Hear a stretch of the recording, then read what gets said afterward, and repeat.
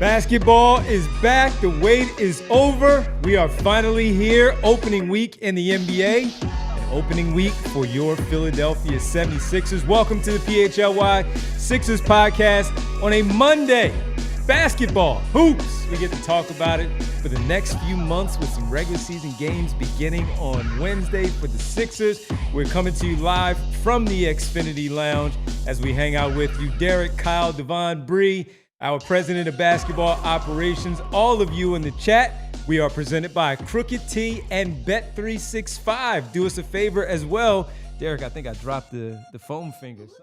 Here it is. Here's a thumbs up from me. Thumbs up, everybody. Hit the like button. Make sure you like and subscribe. We got some meaningful basketball that's going to be played this week, and we can't wait to sit and talk with all of you all season long about your basketball team. Could they surprise the Eastern Conference? Could they surprise the NBA? Could they give us something similar to last year? I don't know, but we're here for it all right here. Make sure you even like speak that evil and into the subscribe universe over there to the show. We really appreciate it. As always, we have a ton to talk about today, and we're going to get to it right away because it is a Mailbag Monday. Before we do, though, it's also a Victory Monday.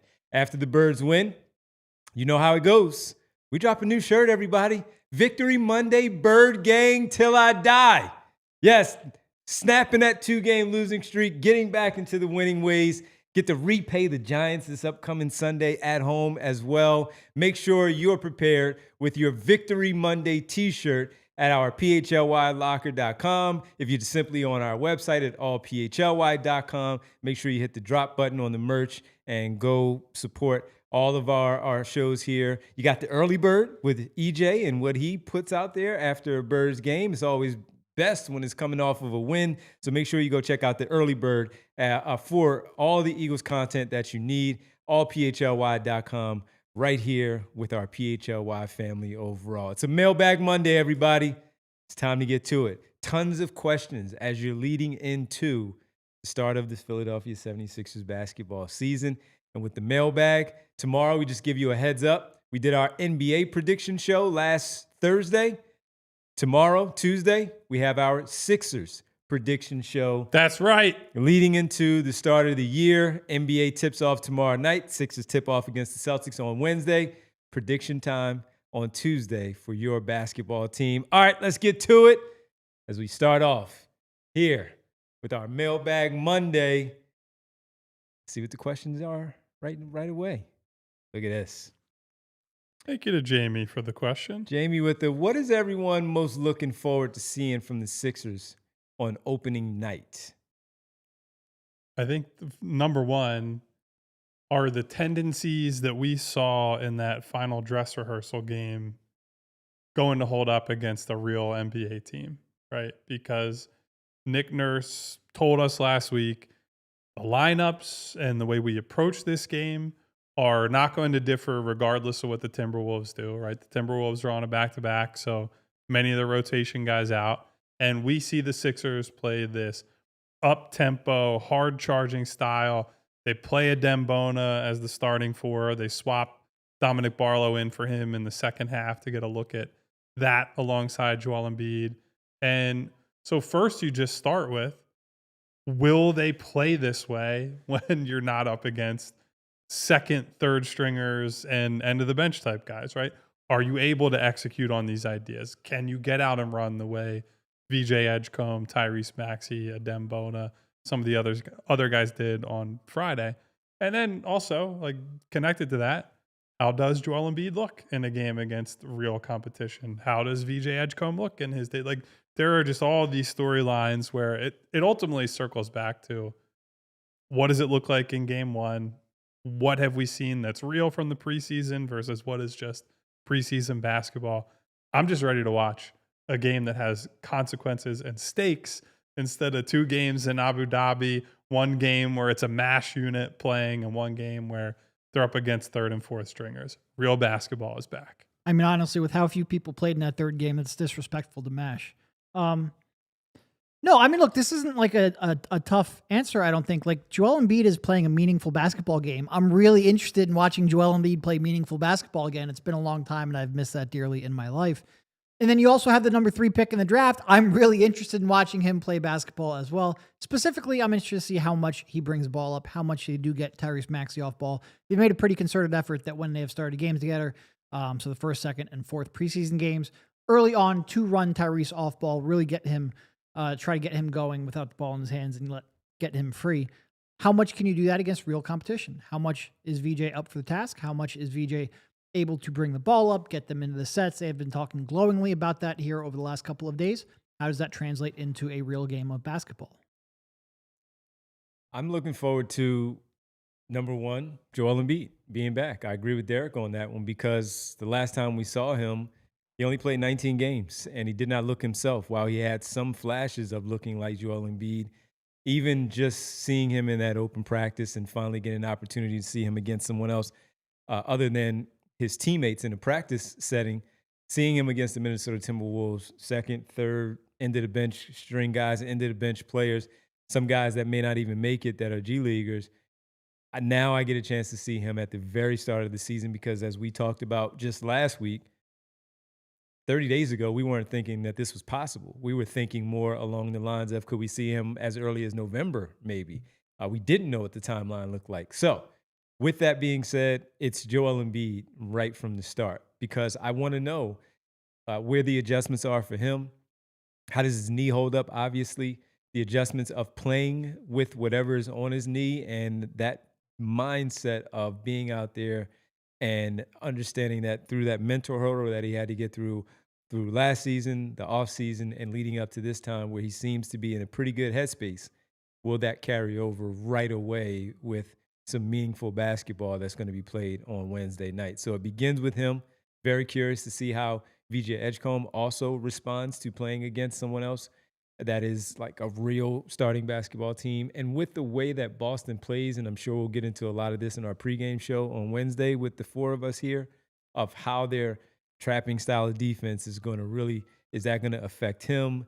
Maxey having to get the ball out of his hands, how much attention is going to be thrown at Embiid, but when the ball swings to them, how's he going to handle that? So those two are really the ones that jump out immediately for me, seeing both Embiid and the number 3 overall pick for the start of the season.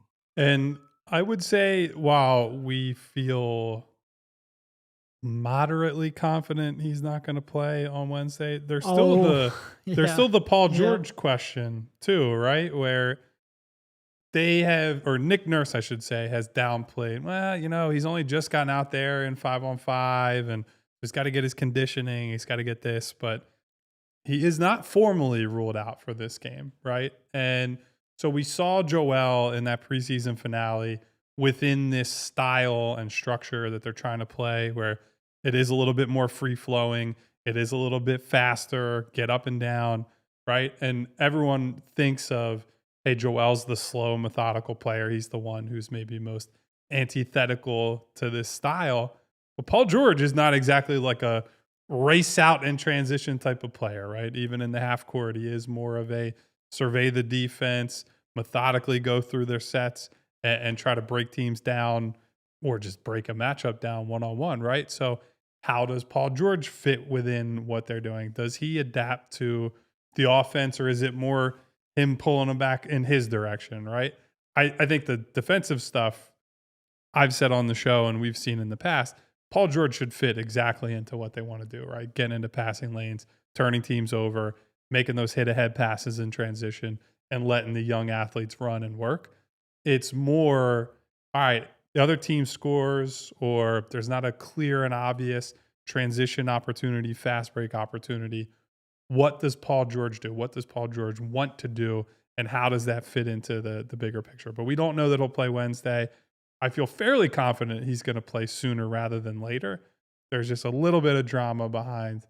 Could he potentially be available this week? Not sure, but that's certainly high on the list for me as well. Off of that, I would add to what are we looking forward to for opening night? Who's going to be the fifth starter? I'm very curious to see where Nick Nurse goes. Is it opponent based or is it based on what they want to do to try to dictate to the Boston Celtics that you have to defend us or play us a certain way? So that is certainly one. Jamie in the chat thanking us for reading the the email, the message on Mailbag Monday. Thank you for sending in that question. Great question to start things off. Let's get to question number 2 here on Mailbag Monday in this first segment. Look at us moving along. Look at us checking in. Stephen A. Solitaire. Look at Stephen A. And FLA Sixer. I guess, Bree, these are 2 related questions. I feel like they went hand in hand a little bit, yeah. All right, so we'll start off with Stephen A. When you think of the concept of Embiid playing with Bona, do you assume Joel is acting as the power forward, Adem is acting as the power forward, or they just have the centers out there? 2 centers. I Two think centers. he Yeah, typoed with 2. the 2. Good thing he's not a writer. FLA Sixers says, in the Embiid with Bona lineups, is Embiid the 5 on defense and the 4 on offense, and vice versa? Thanks for the question. Folks, what do you guys think? Nick Nurse kind of said that it's more one end, it's more Joel as the 4 on offense, and Bona on offense is the 5. How do you guys see it, especially seeing it up close on Friday? Yeah, I mean, certainly offensively, I think you're going to say like Joel is playing the more typical 4 spot, Bona the 5, mostly because Bona just doesn't have the perimeter skills to really step out there. Joel obviously lives out there probably more than some people would like, but I think he is incredibly effective at that role. So yeah, he would be more the 4 on offense. Defensively, I think they can move them around a little bit. It's going to be a little bit matchup based, a little bit just how much you want Joel Embiid to exert himself on the perimeter.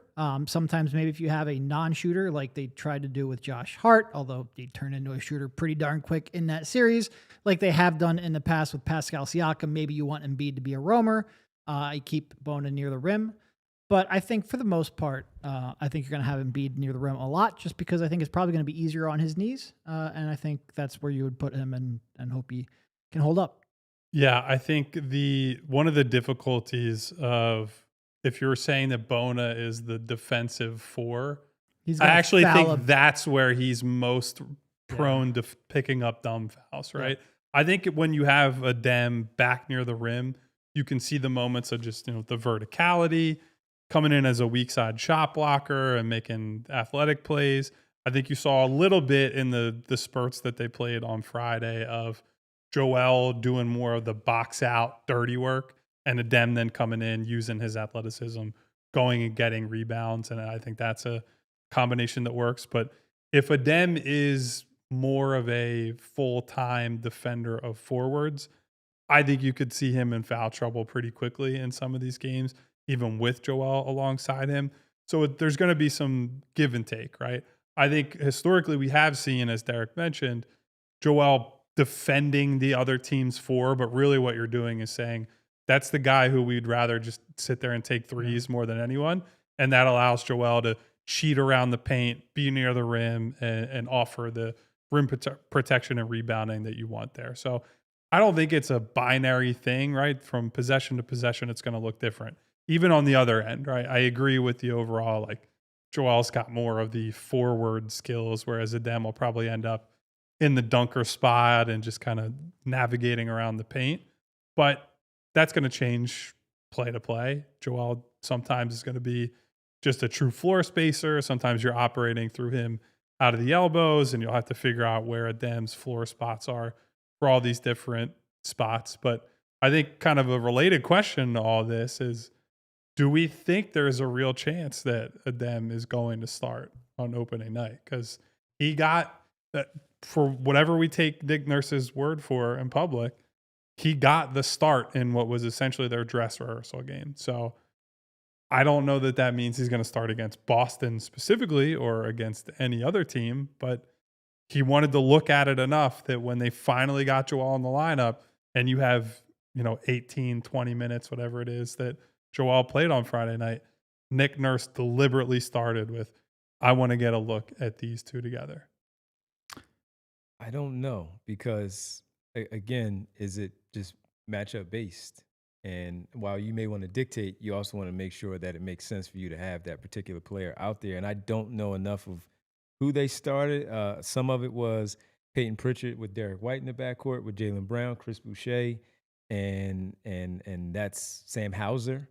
So if Jaylen Brown, I don't really know as of yet how far along he is with that hamstring Well, I injury. think Jay King said that he did practice today. Okay. So it looks like he's getting close. Will that be ready for Wednesday? We'll see, but it looks like he's getting closer. And that's the thing. So if he's technically your 4 or Sam Hauser is your other forward player out there. If Adem I don't Bona is want trying to Adem chase Bona. Jaylen Brown around, he's Yeah. going to foul out. I don't want a Adem Bona seconds. out there. That's where you lean I think more Boucher towards. will end up being a starting forward for them based on how they've been playing it in the preseason. Mhm. That's a situation where I feel a little bit better about playing the Sure. Joel Bona lineup right out of the chute.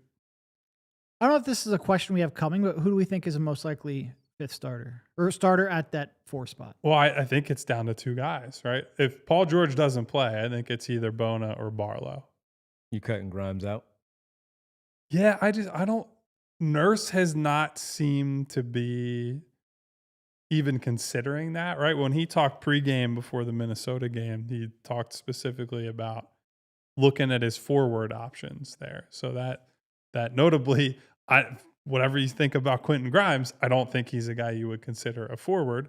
And I think there's part of it too that Nick likes having a ball handler coming in off the bench in terms of staggering the rotations. I would like to see the 3-guard lineup, as I've said many times, and I can feel Derek's contempt for the fact that Kelly Oubre is sharpied into the starting lineup in a way that he doesn't like. But yeah, I think Bona and Barlow are in a 2-man competition as far as we can tell on the outside. I hope that whatever conversations we're having now are only like a game or 2, and then you get Paul in there.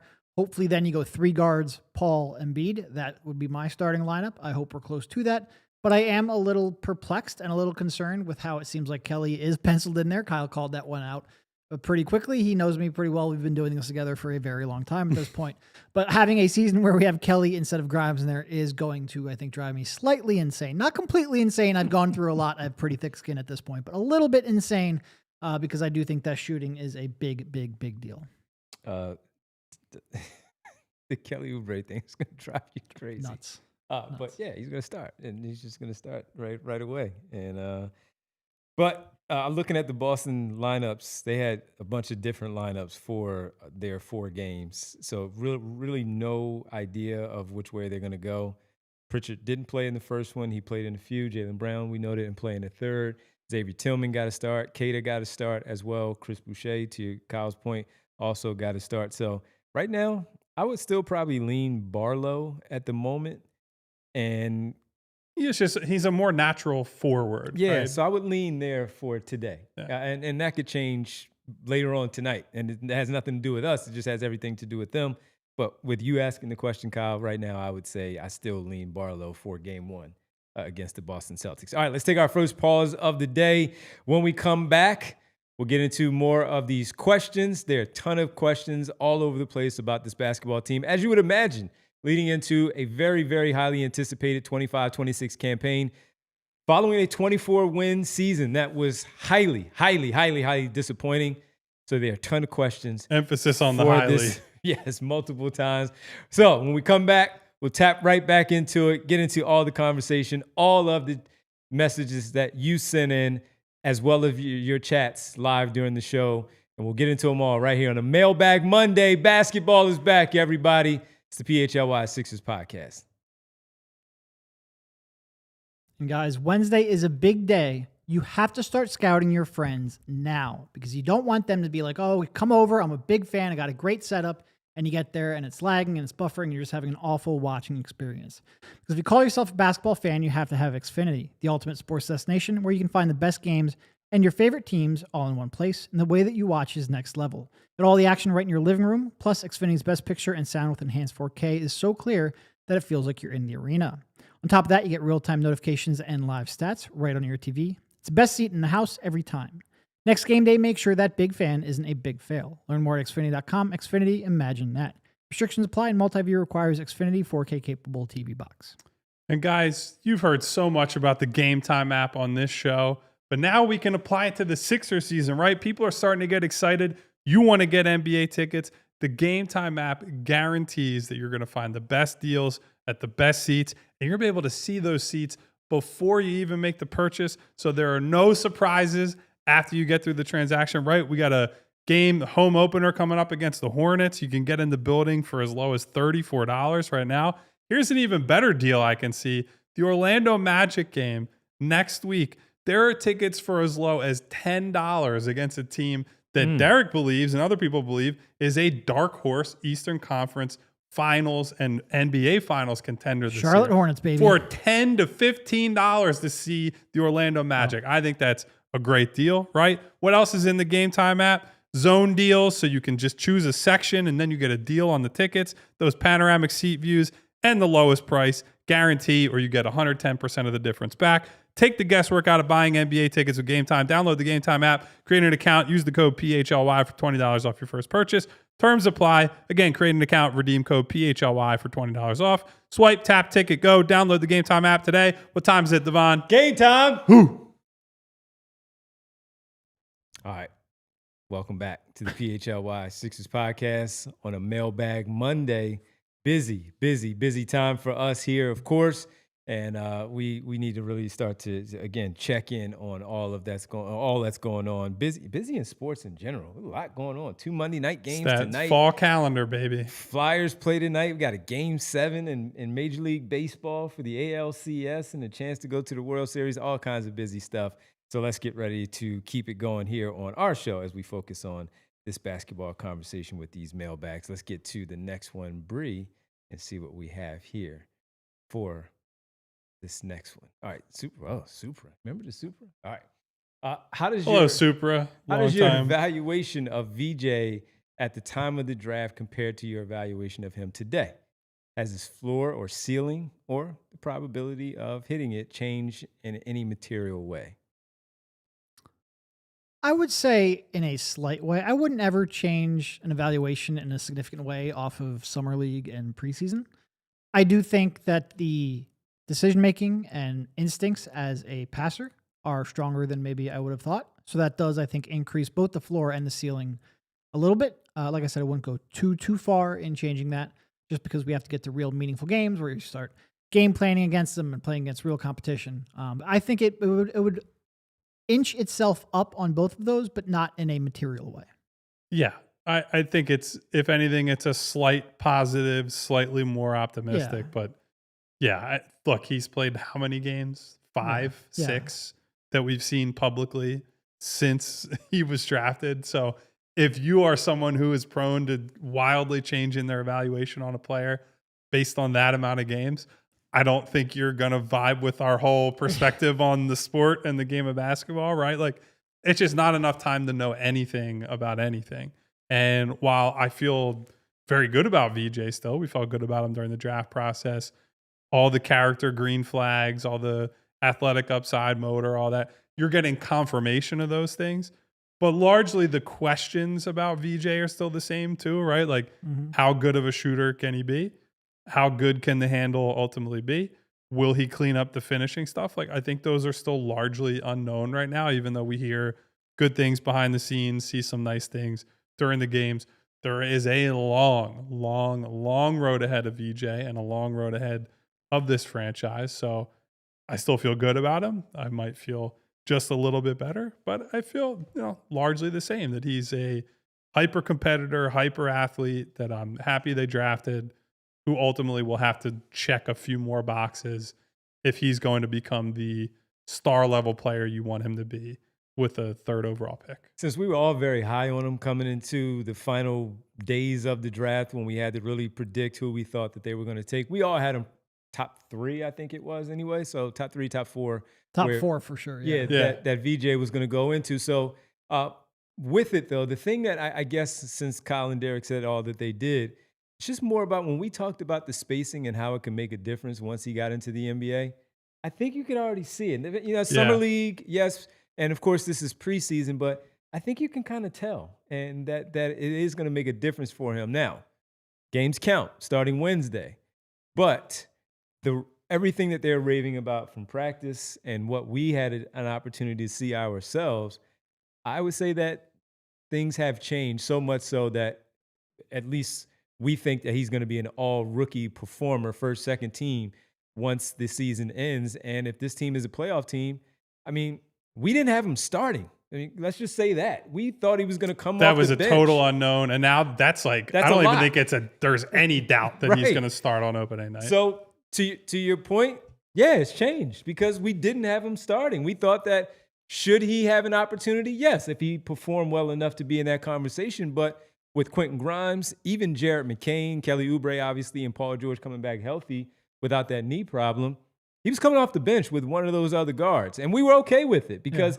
as long as he got a good runway with 20 minutes, 25 minutes, and see what he actually does, that's a lot that he's in the starting lineup. So things have changed. Yeah. And look, it was like, I do want to give Nick a little bit of credit because I feel like I've been a little critical with the whole Give him some credit. Kelly Oubre thing. Give him some credit. But there were two things I was really concerned about coming into the season. One is a coach that has playoff expectations and quite frankly, his job on the line wouldn't start a rookie, even a third pick. And the other was that he would lean towards Andre Drummond as a backup center. And both of those, he seems like he is almost definitely going to start VJ opening night.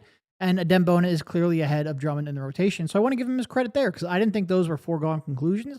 Not because, on both of those, I wanted VJ to start. I wanted Adem to be the backup center, but I didn't trust that it wasn't even about Nick Nurse. It was just about coaches in general. And Nurse a little bit because he does like to play the veterans. But most coaches with these kind of expectations and this kind of pressure lean towards the players who have been there before, even if they still can't do the job that they need to do anymore.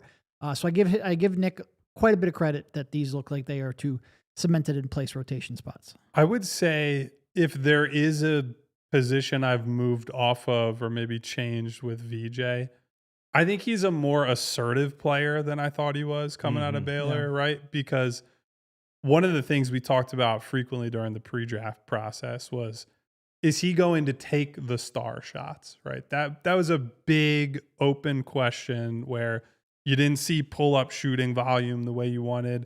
His three-point volume overall probably behind where you might want it to be.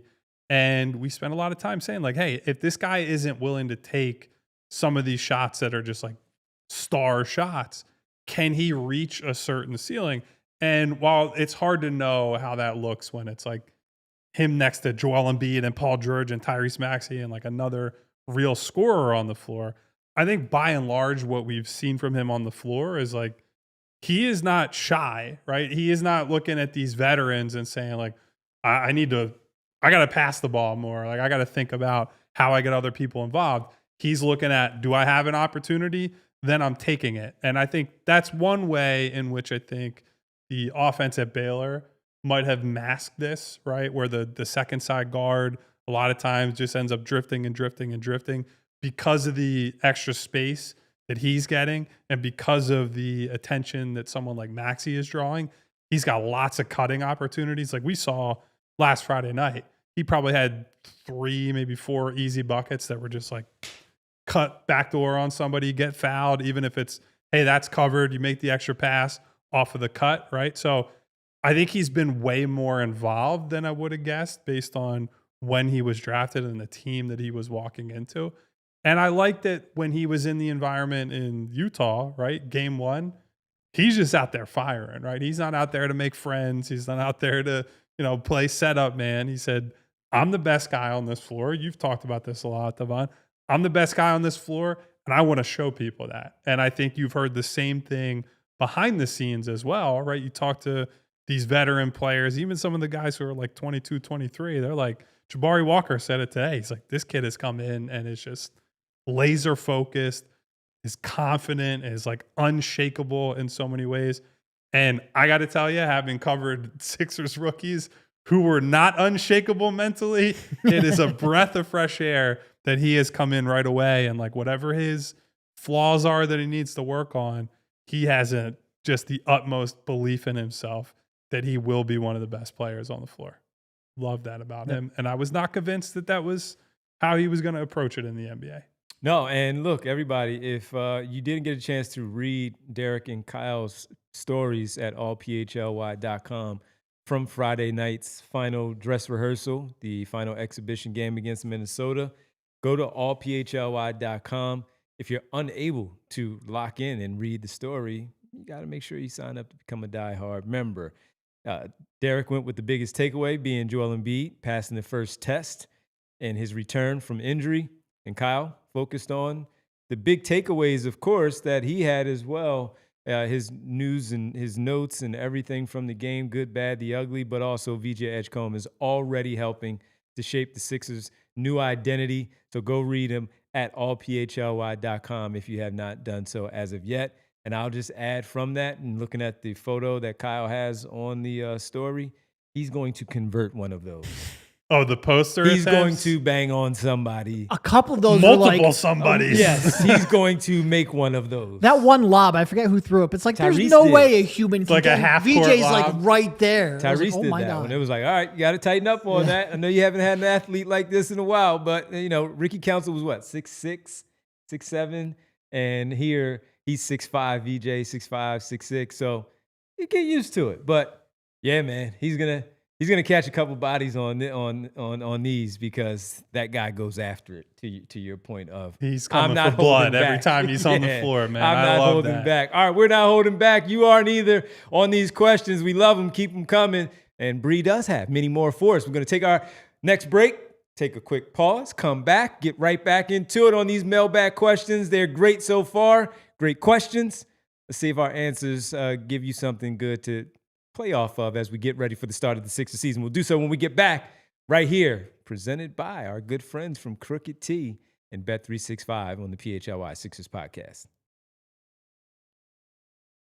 Oh, man, whatever the moment, it's never ordinary. It's not an ordinary Monday night in sports. Well, kind of, like Kyle said, it's that time of year. October, you have right now an ALCS Game 7 for a trip to the World Series, 2 Monday night football games. The Flyers are in action as well early in their season. So you got a lot of wagers to put together. You could put together a same-game parlay at Bet365, becoming one of the 90 million users worldwide. Here, an early payout offer for the baseball game. Your team goes up 5 runs ahead with an instant payout. Straight bets on parlay selections marked as winners, and that's what you have there. Monday night, 50% profit boost token on same-game parlays for the games tonight. And as well, you got early payout offers in the NHL. If you're a new customer, you want to get in, I need action on this. New customers get $200 in bonus bets when you bet $5, win or lose. Use the code PHLY365 when you sign up. Deposit $10, place a bet for $5, and you get $200 in bonus bets, win or lose. Make sure you sign up at Bet365 or on the app. Must be 21 plus and physically located in Pennsylvania. If you or someone you know has a gambling problem and wants help, call 1-800-GAMBLER. Fellas, we all know the feeling. You walk into a jewelry store, you're trying to pick something out for the wife, the girlfriend, that loved one, that special someone in your life, and you're thinking, I don't know the difference between these diamonds. Or what if she doesn't like it? I spent all this money and she's not even going to wear it, right? It can be stressful. That's why working with Joe and Michelle at Bucci's Jewelry and Design has been such a game changer. They make the whole process seamless from the minute you walk in. They treat you like family. That's because they listen. They help you figure out what she'll love, and then their team designs something completely custom right there in-house. No pressure, no pushy sales vibe, just good people who love what they do. The end result, something that you're proud to give, something that they will never forget when they receive it from you. So the next time you need that perfect piece, go see Joe and Michelle at Bucci's Jewelry and Design. 30 plus years in the game, voted Philly's #1 jeweler year after year. Over 1,000 5-star reviews. That speaks for itself. Check them out today at BucciJewelers.com. Tell them the guys at PHLY sent you.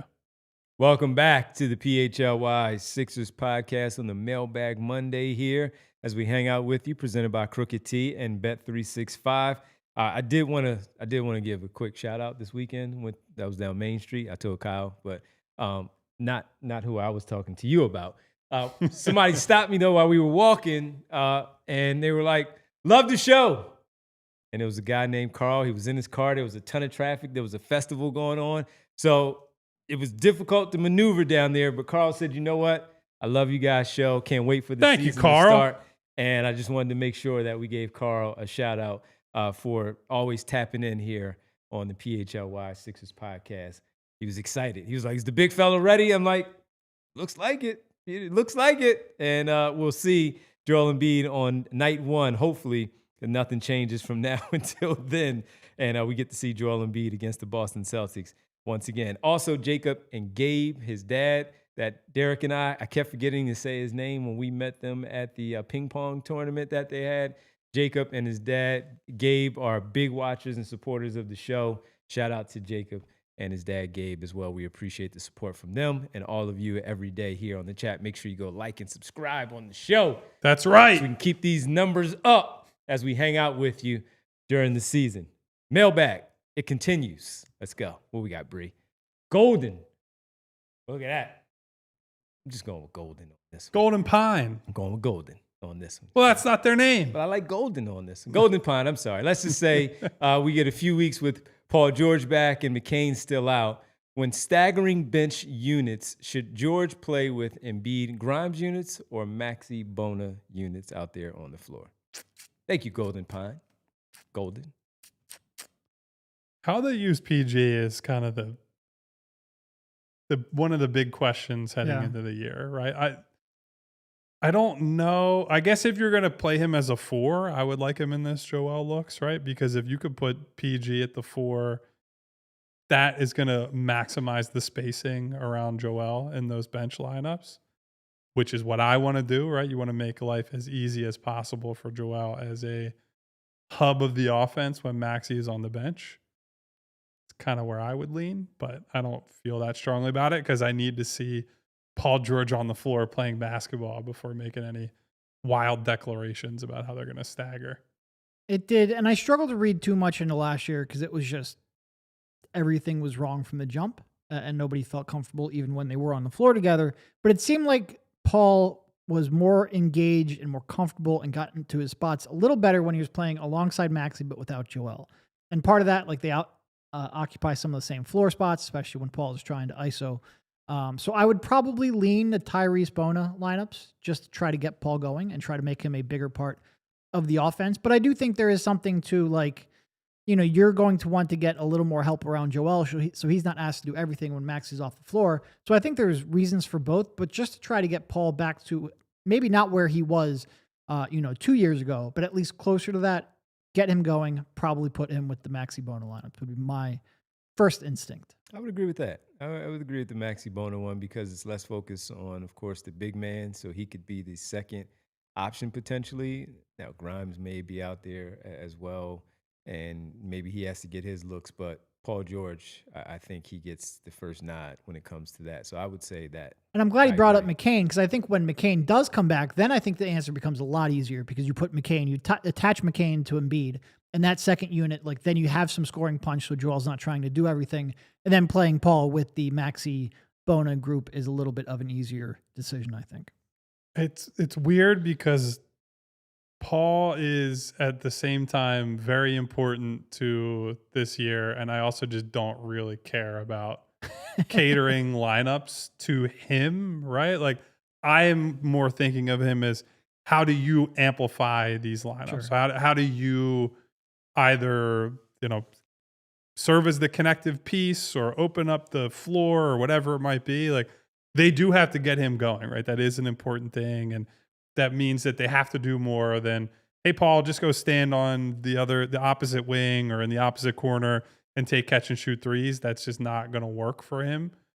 But at the same time, it's like, I want to give opportunities to VJ. I want to give opportunities to Jared and these young guys, to Quentin even, right? To allow them to run the offense, to get them the more important on-ball developmental reps. And so that ultimately means for me, like, Paul George will just be a pretty expensive 3-point closeout attacker, occasional secondary creative option. And that's okay. Like, he can still return a lot of value on that. He's just not in a especially big priority for me to get going, so to speak. I want him to be going the second the game starts. Right. Bounce back Paul George season. Is that up for grabs for him? Sure is. Needs to be better than it was a year ago, where he only played in 42 basketball games for the Sixers after locking in on that big contract, that 4-year deal. Need much more from Paul George this upcoming season. All right, Bree, what do we have next here on Mailbag Monday? Let's see what we have. Paul George in the rotation. We got placeholder name. Editor, please add. Thank you. We appreciate it. Is Barlow looking like a nailed-on part of the rotation even when George gets back? How will multiple two-way guys having roles impact their roster pre-deadline? Well, do we think the future is bright for Dominick Barlow? Let's go with Devon? The Future is Bright, presented by Shady Rays. Visit shadyrays.com to secure your shades. And it is. The future might be bright for one Dominick Barlow as early as Wednesday, where he could start at the 4. Yeah, so he's been the regular starter in the preseason. Granted, that's been with half the team was out for most of it, right? But I thought it was noteworthy that at halftime of Friday's game, he got subbed in over Bona, and it's like, hey, let's look at Joel and Barlow now. And another really important point that Nick Nurse was asked about and answered recently was last year you ran into a problem where your guys were out of their two-way days in the middle of the season. Right. And are you thinking about that going in with Barlow, with Jabari Walker? And he Nick was essentially said, good question. No. Whoever our best guys are, I'm going to play them and I'm going to worry about the rest later. And I think that specifically is an endorsement of everything they've seen from Dominick Barlow behind the scenes, everything we've seen just in the games, right? Every time he has come into a game, even if he doesn't shoot well, even if he can just float through a little bit on offense as like an attacker or scorer or whatever, you feel him physically, right? His presence has been made out there. Even in the Minnesota game, there were plays where he's hitting 2 or 3 guys on the offensive glass and ball might not end up in his hands, but now it's careening around and someone like VJ can come clean it up. Someone like Quentin might get a loose ball. There was a play, I believe it was Barlow, right? That he tapped one out to VJ who was around the free throw line, and then VJ hit a quick touch pass, Quentin Grimes 3. Like, he has just made stuff happen on the floor, right? They haven't had a lot of guys who are make stuff happen players. And I think that alone, with that, his body and his athletic tools, makes him a perfect fit in this rotation as a option at the 4. And I think Nick Nurse has made no bones about it. Like, I think he will play on night 1. It really is just about how big is the role and how many minutes is he going to end up playing. He battled 4 guys for an offensive rebound and got fouled. Yeah.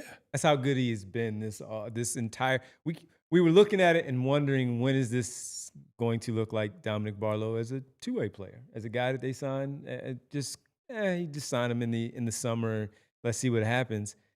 He's been really good, man. And that's why I still continue to think that, at least for game 1, that he will be a starter against the Boston Celtics. But if he continues to play like that and then show you a little bit of flashes, there was one late in the game, I believe it was the 4th quarter, and it was down the end where the media sits. So this was the second half. And he got the ball in the corner right in front of the Timberwolves bench. He gave a nice jab step to the defender, went baseline, and had a 2-hand dunk. We haven't seen that a lot from him because the creativity for him is not like others on the basketball team. That's not what he's asked of. Mm-hmm. But he saw an opportunity against that particular player at that particular point of the game where he felt like he can do that. So if he even gives you 1 or 2 of those per game, plus the effort that he continues to give on the offensive boards, on the defensive glass as well, those 50-50 opportunities, Nick Nurse has no choice. And guess what? We're just going to find out earlier if he's going to get his contract converted into a standard deal versus the two-way, and worrying about, 50 games that he can play? That's just a testament to both what both he and Walker have done this training camp and preseason. That's just their work. Yeah, I think I have 2 kind of competing and conflicting thoughts on this. First, I think he has been the surprise of the preseason, like the unexpected. And Nick Nurse talked about that today at practice, that he was the first one that came to mind when, like, what surprised you about the preseason? And I think Nick's right about that. And the other one is like, no, I'm not going to pencil him into the rotation for the entire year, in part just because there's like a numbers crunch here. Like, if I go over my preferred starting 5, I'm not saying that's going to be what Nick's is: Tyrese, VJ, Grimes, Paul George, and Embiid. The next 3 players that come to mind: McCain, Oubre, Bona. That's 8 deep right there. Then you've got this collection of 4 players. Probably 2 of them will play on any night: Walker, Barlow, Watford, Edwards. Edwards is a little bit different than the other 3. Mm-hmm. But between those other 3, like, I like Watford's playmaking. I want to see what that looks like. I want him to be in the rotation at times. I trust Jabari Walker's shot a little bit more than I do Barlow's shot. I think in certain lineups, that's going to be very, very important. So you've got 4 guys fighting for 2 rotation spots. And look, I think he's probably going to be in the rotation most of the season, in part because I don't know if you've noticed, the odds of all of those top 8 being healthy at the same time, probably not going to happen all year long. You're going to need other players to come in there and fill in. But also, there's just going to be like lineups or matchups or periods of the season where I'm going to want to evaluate, Trendon Watford. I'm going to want to evaluate Walker and see how he fits alongside various lineup combinations. So I do think like he has done everything he can to cement a roster spot, not a roster spot, a rotation spot. I think if he continues to do this, it will be hard not to play him. But they also have a lot of guys who I'm just very intrigued in seeing how they look. And I just don't think Nick is going to go deeper than like a 10-man rotation on most nights. All right, good problem to have for Nick Nurse to start the season off. Well, you would like Paul George to be back, but in the meantime, the guy who has been the surprise of the preseason, one of them, Dominick Barlow in the two-way playing well. All right, let's take our final break here. We come right back. We keep the questions going. That was our Shady Rays Future is Bright segment presented by Shady Rays. Visit shadyrays.com to get your shades as you get ready for your basketball season and maybe some shades in June to wear at I'm not even going to say it. That's going too far. I was going to say, boy, I've been sipping the Kool-Aid lately, but geez, Devon's on another level. Jim Jones over here. Let's take our final break right here on the PHLY Sixers podcast. All right, folks, listen, I'm telling you, you're all ready, you're getting ready. Rothman Orthopedics, one of our great sponsors that has been here for so long here on the PHLY Sixers show. Whether you are having a sore knee, a stiff shoulder, the weather is changing and things are just happening, the nagging back pain, you're out there playing tennis, basketball, trying to take advantage of the weather, and it just got to you. Today's a cooler day, might be a little bit cooler this week. You need to get checked out at Rothman Orthopedics, and Rothman Orthopedics is here to help you get back to your life that you love. Their team of specialists treats all kinds of orthopedic issues from everyday strains to long-term joint pain, with their care that's efficient, effective, and close to home. Don't let pain keep you sidelined. Schedule an appointment today at rothmanortho.com/PHLY and be like me. Not the injuries, because mine were bad, but be like me to go to the right place to get checked out, and that's Rothman Orthopedics. Rothman Orthopedics, your mobility, their mission. And guys, I don't know if you're like me, but I'm real bad. I will sit there, I will subscribe to something. I'm like, I want to check this out. And then you completely forget. I always put a reminder in my phone. I'll go back and I'll unsubscribe before the next month. That never, ever happens. And what I like about Monarch Money is it does such a great job of not just going through all of your statements, but also presenting it in a presentable way that's easy to digest and figure out where your money is going. A lot of accounts try to do that. Very few do it as well as Monarch Money. Feel organized and confident in your finances with Monarch Money, an all-in-one personal finance tool that brings your entire financial life together in one clean interface on your laptop or your phone. And right now, just for our listeners, Monarch is offering 50% off your first year. Monarch is built for people with busy lives. If you put off organizing your finances, Monarch is for you. Monarch does the heavy lifting. It links all of your accounts in minutes and gets clear data visuals, smart categorization of your spending, and real control over your money. If you're not on top of your money, you could be missing chances to save more, invest smarter, or hit your financial goals faster. Monarch helps you stay informed so nothing slips through the cracks. Monarch isn't just another finance app. It's a tool real professionals and experts actually love, and named best budgeting app of 2025 by the Wall Street Journal. Don't let financial opportunities slip through the cracks. Use code PHLY at monarchmoney.com in your browser for half off your first year. That's 50% off your first year at monarchmoney.com with code PHLY. Welcome back to the PHLY Sixers podcast, Mailbag Monday. Bree, let's keep them rolling here on these mailbag questions. What do we have here? TK76, a regular on these Mailbag Mondays. I always appreciate it. What are the best lineups for non-Embiid minutes/games?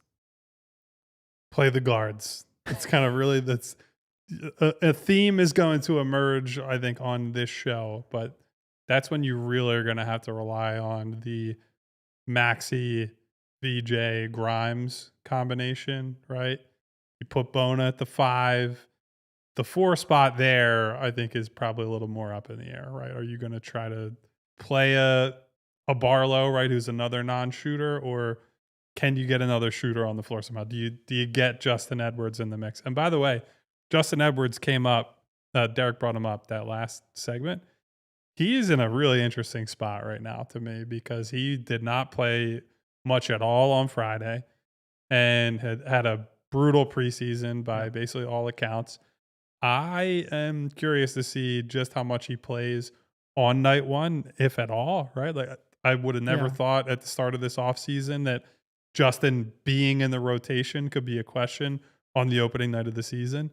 But based on how things have gone and where he's at in the pecking order, he could very easily find himself on the outside looking at least a start. That does not mean, hey, he's buried for the season and he's got no chance to be in the rotation. But he is a pretty big swing player for this team right now because they don't have much true wing help, right? And they need that combination of size and shooting if he can bring it to the table. But he shot really poorly in the preseason and defensively has had all kinds of issues. So I would like to think that some of their best lineups when Joel is not available will include Justin, but it's the Justin in theory that we believe is in there, not the Justin that we've seen as of late.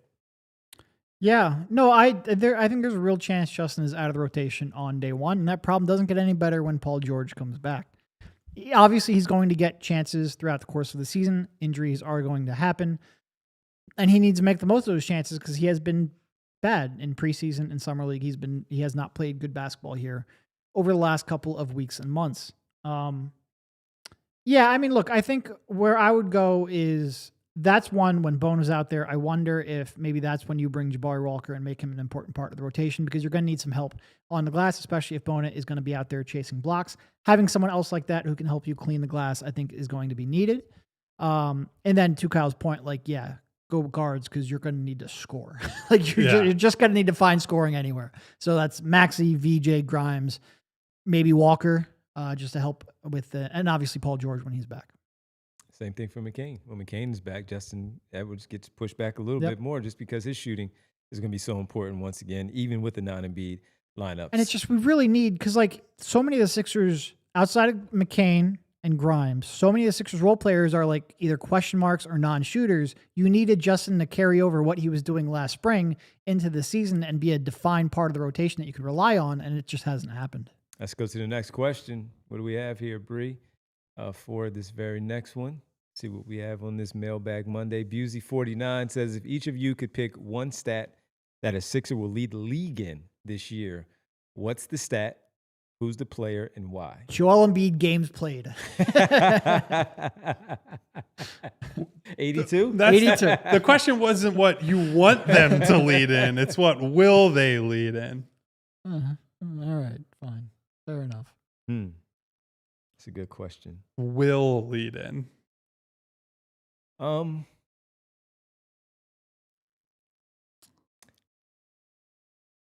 Wow. The crowd goes silent. I mean, Tyrese Maxey minutes could be up there, although he'll play a lot of minutes. I don't think he'll lead. Anyone leading the league is probably unlikely. I would say I would put. Do we think Bona can get in there for blocks per game? Like if he's playing minutes at the 4. Do I have to remind you about Wemby? I understand. I'm not saying that. I don't think that any Sixer. If you're saying what is most likely, Joel Embiid leading the league in scoring is probably the only thing that's like most likely. One. And that relies on him being healthy, but it's also just he has done this before. Right? None of these other guys have really been at a level where they could lead the league in anything. But even with that, to your point, because that's not, it's obviously not off the wall because we saw what he can do with the extended minutes, barring some foul trouble, certainly. But what if, and it's not because he's a great on-ball defender this early in his career because we don't know, but what if VJ Edgecombe can lead the league in steals based on swiping I don't think that's as crazy. An off-ball defender and just straight-up passing lanes? Yeah. Just for that reason, where it's at like a 2.5 per game, and it's for those reasons and those reasons alone. He's not ready on the ball yet, like many other, like Dyson Daniels, who just got his extension. $100 million.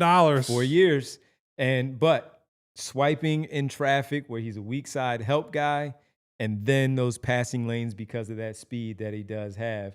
Saw somebody say it earlier, he's the perfect NBA 2K player because he's 99 in athleticism, 99 in something else, but 70 in like three-point shooting. But for assists, for steals, I think VJ steals is a good one. Now, Dyson Daniels is a very high bar to clear. He averaged 3 steals a game last year. And that's territory that very few guys are able to get to. Next closest after him was our old friend Matisse Thybulle, and he only played 15 games, averaged 2 points, 2 steals a game. So he's close to a full steal away from the bar that Dyson Daniels set. But I think it's a fair point, right? We already saw in that last game 5 steals, and I don't think those were like VJ was not overly aggressive on most of those. There are a couple that are just like you're playing pressure defense and you use your length. They weren't Iverson steals. No. These were not But those super help your numbers. They do. Yeah. They were not super off script. They were not like, oh man, he's at risk of if he misses that, Nick Nurse is going to bench him, right? So I think that's a good shout. So I would say that Joel scoring and Maxey threes were the other one, but he's never made more like last year, despite shooting a low percentage, was the most he's ever made per game. Yeah. He was like 14th in the league. He's about one and a half threes made per game off the pace, which I guess maybe if he takes last year's volume, but he's got Joel on the floor more often, getting easier shots, maybe he could get close to that. But that was the other one that came to mind. I didn't realize he was, 1.5 threes made off the pace. So that's a large gap. I tend to think Maxey will make and take less threes because I think with Joel out there and with the style of offense they're playing, he'll be able to get downhill more. I think the quality of his threes will go up, but so many possessions last year just turned into, I can't get anything going. I can't get downhill. So I'm going to take a pull up or sidestep three or whatever it is. And I think it'll be better for him that he takes fewer threes, which is not a thing that you hear me or us say on this show that often, but I think it'll mean his shot diet is more balanced this season, And which also, will be a there's good thing. just a lot more options out there. Like there's a lot of offensive players out there. For sure. All right. Appreciate the question. Great question. See one real fast. Heffa says, how about Jared McCain 3-point percentage when he gets back and the amount of takes and makes he has percentage-wise? I hope his volume's high enough that it drags down his percentage is the way I would answer that. Fair. I want him launching. If you're even remotely open, fire away. Don't even think. Yep. Just shoot. All right. Bree, we have any more? Let's do news and notes.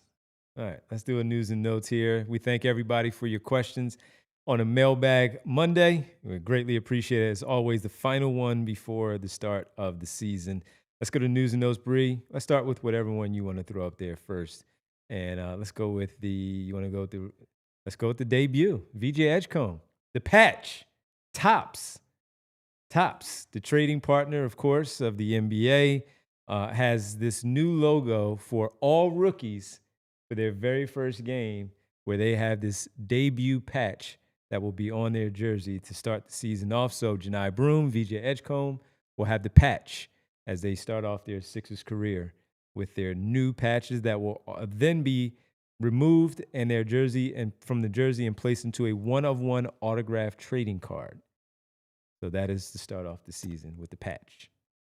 I think we're getting to the point that there's too many things being put on these jerseys. Have you ever seen the I Think You Should Leave sketch where the guy's wearing a ridiculous suit and he's got like the eye mask. holes and there's too much. There's too much stuff on me.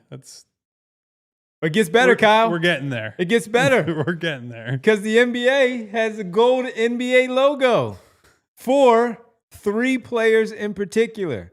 Steph Castle for Rookie of the Year, Defensive Player of the Year, Evan Mobley, and Shai Gilgeous-Alexander for MVP. They also will have these special NBA logos on their jersey to start the season. Just those 3 players. That's fine. I don't mind that because that's just... It's the same number. It's not an extra patch. You're not It's a adding different pieces patch. of flair like we're working at Shenanigans or whatever. No, not Shenanigans. What's the place in Office Space? Office Space, yeah. Shenanigans is Super Troopers. God damn it. Why am I... Oh, I can't remember it now. But there's that. Restaurant, debut patch, Office and gold Space patch. Name. Gold NBA logo to start the season off. Tchotchkes. Yes. Tchotchkes. That's the name of the restaurant. Yeah. The pieces of flair. Brian's got 37 pieces of flair. If you want me to wear 37 pieces of Make the flair, minimum make the 37. requirement 37 pieces of flair. We're going to overtime, everybody, on this Monday. AllPHLY.com is where you can finish the remainder of the show. We thank you on the television side. Back tomorrow, 3 p.m., our Sixers prediction show right here, 3 p.m. on the PHLY Sixers podcast. We'll see you then. Tchotchkes. What a name for a Do you remember the other name, I the other remember. restaurant name next door that Jennifer Aniston eventually moves to? No. Flingers. Okay. Also a fictional chain. So there you have it. There Some you go. Office Space lore. There you go. Great It's movie actually, for I anybody probably who haven't hasn't seen it. Kyle and I quote that movie quite a bit. It's Yeah. probably been a decade since I watched it. I should go back and watch it. I haven't Really? watched I'm it. I'm I surprised by think I that. watched it like 5 years ago. That was the Yeah. last time I watched it, and I don't remember much. I watched it a bunch in like the first like 10 to 15 years after it came out, and then I stopped. All right. Vino says Kyle has a case of the Monday. It is probably one of my most quoted and or memed. 100%. Yeah. That, Happy Gilmore, Wedding Crashers, Old School. I'd have to think of the fifth movie, but those are definitely in the top 5 for sure. All right. You want to get to that last one, Bree? You want to hold that one? You want to get to that one? All right. Let's get to this food one. Cup of noodles serves up Thanksgiving dinner in a cup. I'm out. Pumpkin pie cup noodles? Yeah. That is despicable. At least turkey dinner, I could see the like, yeah, you know, A little it's maybe seasoning I'm not in eating there. turkey maybe dinner either. I'm not eating it A either, little but seasoning. It's good. I would at least consider it. It's like, you know, it's not for me, but I get it. Pumpkin pie cup noodles. I'm out. And I That's can do a cup of noodles. I'm fine with it. Oh yeah. Chicken or beef. I lived on a cup of noodles in college. Fantastic. It I'm gets not you eating through. that. But The that, I'm Damon out. the Damon meme from Shark Tank, 1.3 seconds, I'm out. Record time. Come on, man. Yeah, that was bad. Me and Bree saw that when we were like, "Oh, we got to talk about this one. This is bad." We want to talk. We're not talking about LeBron and Russ today. Well, we can get to that. Bree, are you in on the cup of noodles? Sorry, my mic is sticking. Yeah, I'll try it. Not the That's pumpkin pie crazy. one. The pumpkin pie one is too weird, but yeah. Yeah. Yeah, I love ramen, so. I'll eat some garbage. I'm not touching that. There's no way. I would say I have a diverse palate. It does not include pumpkin pie ramen. I'm drawing the line. Yeah, that's bad. Chat, are you in? Are you in, chat? We need to see what you say. Every day we stray further and further from God's light. All right. Just let us know in the chat if you're in or out on those cup of noodles Thanksgiving edition. Aaron said, will players wear a cup of noodles patch on their jerseys around the Thanksgiving period? That's right. That's a great one. I don't think so. All right, Kyle, let's get to that story because our friend Yaron Weitzman has a book coming out, and in the He book, does. it talks about how Russ is like, by the way, I'm tired of this Hollywood stuff. A guy who's from LA Yeah. and is like, you guys are not from my city, and I'm out. And it's specifically about LeBron James and why it didn't work out in LA with the Lakers, and he had to get out of there. Yeah, so the basic gist of it was he finds LeBron two-faced and phony. And He's not alone. yeah, look, I don't think that's it. I also But coming think, from a teammate with the stature of, Yes. of Russell Westbrook.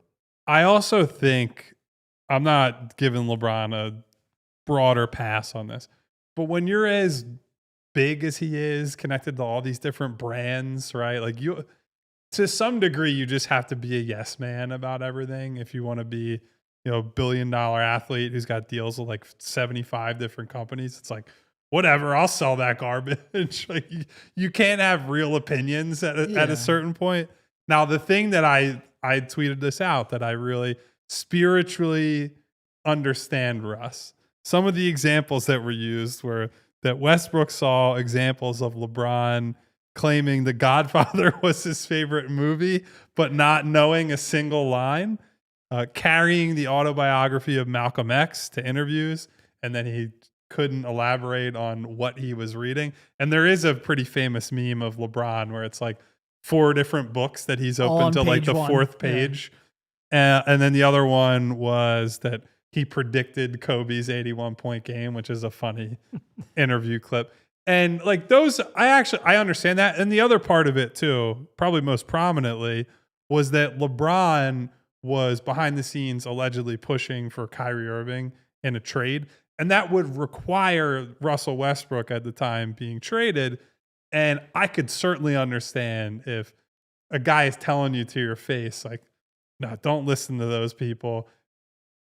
I love having you on the team. Like, I wanted you here, blah, blah, blah. And then behind your back is with management, like, yo, let's get this motherfucker out of here and get Kyrie in. Like, I would feel a certain way about that too. If Devon was sitting here on post game with Rich and Derek and I are at the arena and he was angling to get Derek and I replaced, but then told us, like, hey, I love you guys. I love doing the show with you. I would feel a certain way about it too. Yep.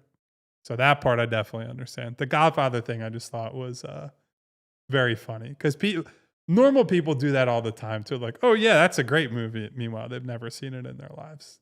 Don't pretend you've seen movies that you haven't. Yeah. I just flatly be like, no, I didn't see that one. And it's okay to admit you haven't seen a popular thing. I'll try to catch up on it. Maybe if not, I haven't seen it. It is what it is. But again, this is a reputation that's been out there about LeBron James, but it's been fans. It hasn't been another Hall of Famer that is right there with him. And when you talk about being a guy that just you do everything, most teammates you won't hear this from about. Now look, this hasn't been put out there by Russell Westbrook, but one thing you have noticed is when Russell Westbrook plays the Lakers, he doesn't dap up LeBron James. That's obvious. He just doesn't. He doesn't do it. And from the Kevin Durant stuff in OKC, it's very clear Russell Westbrook is not going to play those games if he doesn't want to play those games. So from that, even with his teammate, James Harden, his friend in Houston, that didn't work. Russell Westbrook is Russell Westbrook. When they say let Russ be Russ, that's Russ too. It just he hasn't said it. It's now coming out in the book from Yaron Weitzman. So interesting that it did get out there. I never thought much into it outside of the things that we saw. But if Russ is saying it, then it's kind of like, yeah, all right. Yeah, LeBron, there you go. We all knew. 20 plus years in the league, you're going to have some people who don't like you. It is what and it it's is. okay. It's fine. I just can't believe Devon tried to get us replaced. That is, I'm never going to forget that, Devon. Sorry. I think we have a super chat still left, Sorry. by the way, before we get up out of here. DJ, that's where I saw the 99 from the 2K. That was Mr. Sandman Bring Me a Dream. I apologize for not crediting, but Kyle, you just brought it back up, and I appreciate it. VJ Edgecombe is a video game created player with 99 speed, 99 jumping agility with 70 3-point shooting. Well, he's a rookie. It's a lot harder generally to get the 99 speed, agility, and jumping than it is to improve upon the 70 3-point shooting. You can work on a skill. Yeah. Your genetics, you can't really change. Right? You can get in the weight room and you can do stuff. But as someone who's done all kinds of speed training and plyometrics and all, there's only a certain extent to which you can shape your body based on the genetic stuff. No, neither of my two parents were world-class sprinters, and I've been paying for it my whole life. Well, folks, we're now 2 days away from the start of the Sixers season, 1 day away from the start of the NBA campaign. Can't wait, man. Underway. Kyle said it. We can't wait. It's been a long, long offseason for this basketball team. That stretch not from April until now, that stretch from probably January to now, where we get this season underway because we knew it wasn't good all the way back then. We appreciate everybody for hanging out with us. Our show today was presented by Crooked T and Bet365. Make sure you're back with us tomorrow at 3 p.m. on the way out. You know what time it is. It's the world famous Game time? Roll call time, Roll baby. call time. Even though Derek said you're right. Game time. My bad. Ooh. Thank you, everyone, for being here, including Jess, who said Russ is in Unk City with that team in Sacramento. Bad out there, man. The thing is, I Shout like out a lot of Keegan their Murray. young players. Like Keegan Murray got the extension, 5 years, 120, 140. I like Keegan Murray. I like Neek Clifford. That's a lot of money. Keon Ellis, I like as a role player. There's like a bunch of guys out there that I like. I don't know how many of them are actually going to play. But you know how we with all talk about these- here, where it's that moving into that younger version of the Sixers? I wouldn't mind watching them. You just know you're not going to win. Once they slowly start to trade all these vets or the contracts come off the books. We said it last year when they traded Levine to Sacramento. We were It's like, like, what we was the saw that point? already. Yeah. Why are you doing that again? What's going to be the difference? There we go. Anyway, I thought that was funny from Jess. Thank you, everyone, Good for call, being Jess. here. Thank you to DJ, a.k.a. Mr. Sandman, Bring me for a our dream. super chat today. Thank you to Maple, Hot Hand Keese, Maple. checking in at the end. Pancakes. Witty name 71. That's very witty and creative. Glenn A. Jeffrey Stewart. What up, Jeff?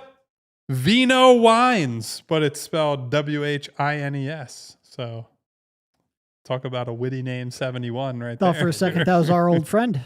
Thank you to Tom Jackson, to Val, K Hayes, Hey, DC Val. Marley, Jay of the Jungle, What up, Lena Jay? Win, Y-Tube. None your business in the chat today. None of your business was going on with LeBron and Westbrook, but Carl, it's our business good now. to see you. Thank you to Carl for checking in. Win Forever, The Good Fella, 99 Miko and 0. Suave, Miko. 675 Craig, Suave. Mr. Midrange, Remo K, What up, Remo? Jamie checking in, Ash checking in, Lonte Evans, What up, Ash? Densley, Martian Lynch, Arizona Ron, the only Ron in Arizona. Don't Only one check up? me on that. What up, Ron? Don't fact check me. WikiFacts. Rich P, Rick Morse, SB Cole, of course, my girl Nona, Hedfa, Hello, Theo, Kyle Wright, Aaron, Rob T, What up, Eugene Aaron? Ross, Terrence Gene. Knights, and Say What? Say what? Hanging out with us today. Thank you guys for being here on another Mailbag Monday, the final Mailbag Monday before the season begins. We are oh so excited to talk about some real basketball. If you guys could help us out on the way out, if you hit the like button, hit that thumbs up. There are a lot of you in here and not as many likes as are in here. It does us a great service. It helps me sleep at night, makes us all feel warm and fuzzy inside. And it's a thank you to super producer Bree, making it all happen on the back end. That thumbs up does more than you could possibly imagine. So do that. Hit the subscribe button, hit the bell icon so you get notifications each and every time we go Bell live. made an appearance on the Eagles post-game show. Okay. Vinny was having the ball with the bell. Hey, Yeah. we'll be back tomorrow at 3 p.m. for our final preseason show. Sixers predictions galore. Oh, and by the way, of course, shout out to Mom's grandchildren. What's up to Mom? Always here I and said hello supporting. to her. I did not, so I got to make sure I It's get okay. my shout I saw out her in. yesterday.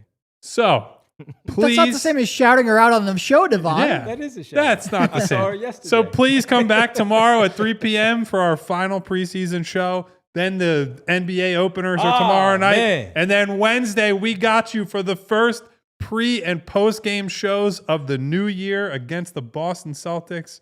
Loaded lineup. Until then, take care. Stay safe. Goodbye. See ya. We all silly like the mayor.